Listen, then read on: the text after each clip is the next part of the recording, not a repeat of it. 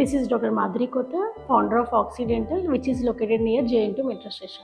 Today we will speak about supraeruption. What is supraeruption of tooth and what is the causes for supraeruption? Is it really required for the correction of supraeruption, and what are the corrections we do? And if we don't do correction, what will be the consequences? Generally, supraeruption of tooth happens when the opposite tooth is missing because of any reason. Might be because of infection. Because of infection, they might have extracted. The tooth has fallen off, or because of deep decay, the tooth has weighed off the crown part, and only the root tips are there in the gum.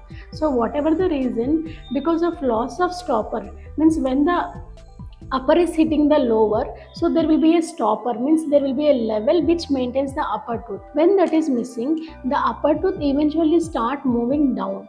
That is called supraeruption. It doesn't happen as a while, like one day or 1 month or 1 year. It slowly happens from year to year.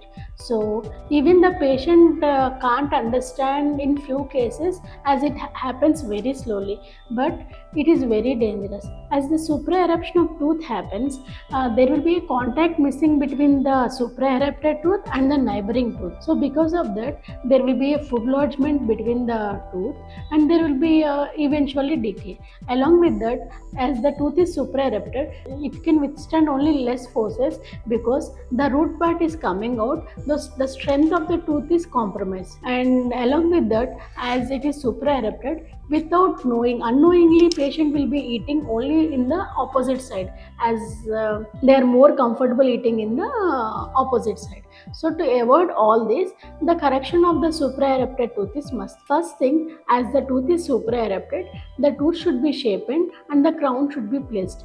Depending upon the severity of the supraeruption, with root canal, the correction or the placement of the crown to be done with root canal or without root canal, it depends upon the clinical situation of the patient.